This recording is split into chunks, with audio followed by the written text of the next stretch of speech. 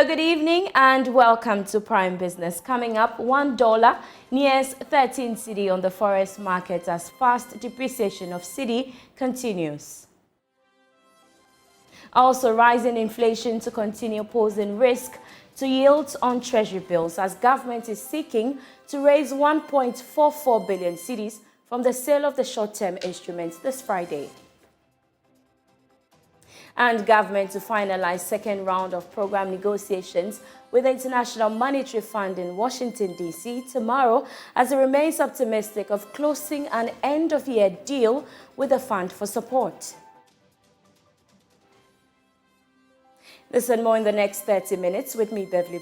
Do stay. Hello again. Now let's take a look at the details. The fast depreciation of the Ghana cedi continues with no end in sight as the local currency nears 13 cedis to $1. This is more than 6% depreciation in only 3 days of the week. There are fears that depreciation may hit 13 cedis by the close of the day. Now, according to rates from the forex bureaus, most of the operators are selling the local currency between 12 cedis 50 pesos and 12 cedis 95 pesos. Now, however, selling the cedi at approximately 13 cedis to the American dollar. Now, away from that, government is expected to finalize ongoing negotiations with the IMF in Washington, D.C. tomorrow.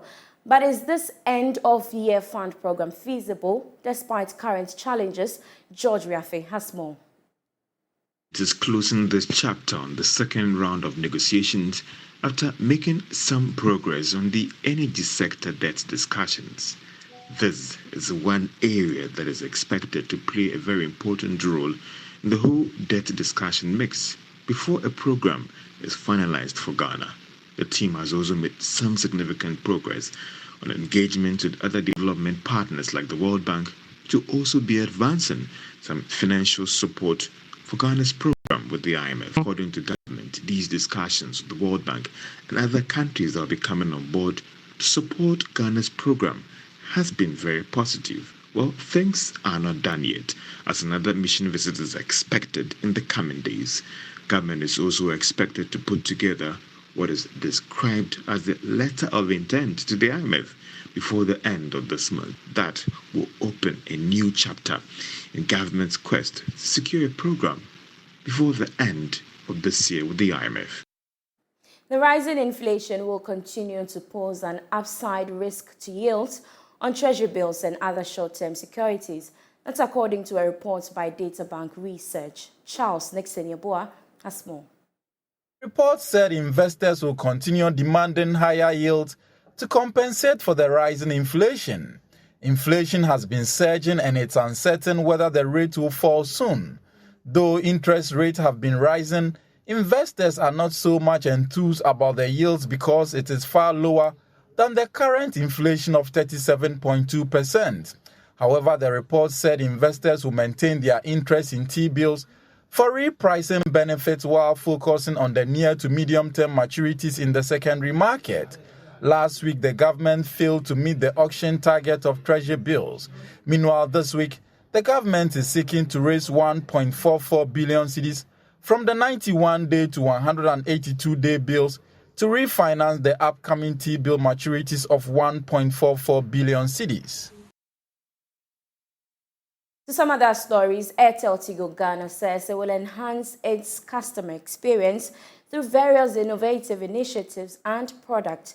According to Head of Brands and Communications, Nancy Asoy-Siedu, the company will continue to champion diversity in its relations with customers. She spoke to Joy Business at the grand prize presentation of AirtelTigo Tugumisu Reloaded event.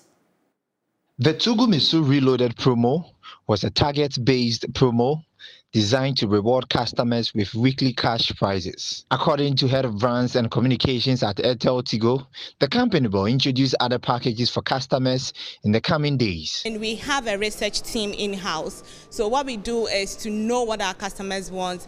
And when I say we are evolving with them, it means that we are in constant touch with them to understand what they want, what they need, so that whenever we come out with anything, it's based on research, it's based on what is needed or relevant. So that's what I mean by evolving with our customers and making sure that we give to them what they need. Like I said, last year was a maiden Tugu Meso, and this year we had Tugu Meso reloaded. So we're looking at how best we can refresh or bring something new, and that's cooking. But even before the end of the year, like my marketing director said, they should expect another interesting promotion. AirtelTigo presented a cash prize of 125,000 Ghana cedis to Benaya Opon as the winner of the Tugu Meso Reloaded promo. Receiving his prize, Benaya could not hide his excitement. I feel very, very honored and very, very happy and excited.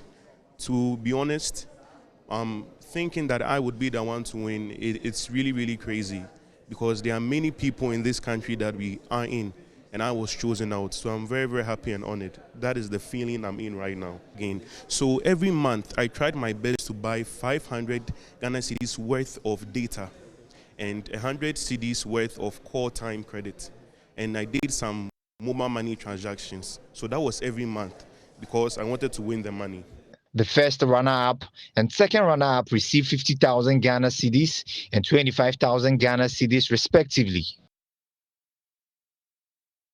The Center for Aging Studies, Colleges of Humanities at the University of Ghana is mounting pressure on Parliament to expedite the passage of the Aged Persons Bill into law. According to the Center, the bill, when passed, would highlight the principal guidelines for the holistic care of older persons. Speaking to Joy Business at the media launch of the National Aging Summit, Director of the Center for Aging Studies, Colleges of Humanities, University of Ghana, Professor Mavis Darko-Gake stressed that it's become necessary to devote time to focus on aging-related issues to unearth solutions that could enhance their overall well-being. Here's a report.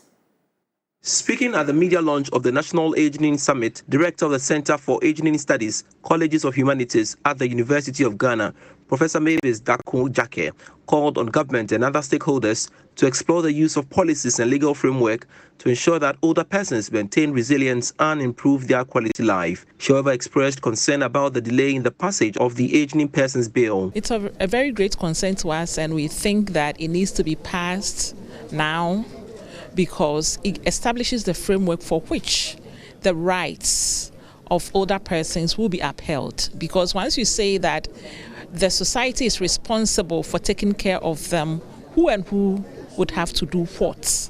Once you have that bill passed, it comes with a legislative instrument that designates or comes out with responsibilities of different units or groups that are responsible for ensuring that the well-being and quality of life of older persons are adhered in society. But a representative at the Ministry of Children and Social Protection, Felix Loga, assured that the bill will soon be passed once the necessary works have been completed. What it means is that even having the friendly environment, which we call the built environment, already even together with the Council for Disability, we have the built environment document part on that is ready. So what it entails is that when the bill is passed, it gives the legal document to all actors and stakeholders concerned to be able to make sure that the outline planks and indicators in the bill are put into play or are implemented. Quality Insurance Company, who are partners of the National Aging Summit, stated that it will continue to support the aged with innovative insurance packages to enhance their economic livelihood. Kobina Enu Addison is the chief executive of the company. Can we make profit if people are not happy? If the people that can take advantage of your products are not happy? Let's be minded that the baby boomers, who are all more than 60 years, have the most disposable income. And this is the generation we are talking about. We need to make them happy, right? So that we can also take advantage of some of their disposable income with our insurance products, our motor insurance, our pensions, our life insurance. So that's why we are here. That's why we are a convener. I mean, we decided that we want to get into this space. We approached the Center for Aging Studies that, hey, this is the space we want to get into. And how do we do it? And they have guided us. Meanwhile, the National Aging Summit will be organized in December 2022. Niche Confectionery Ghana Limited, a cocoa processing company, says it will continue to anchor various initiatives and programs to support various cocoa communities in Ghana.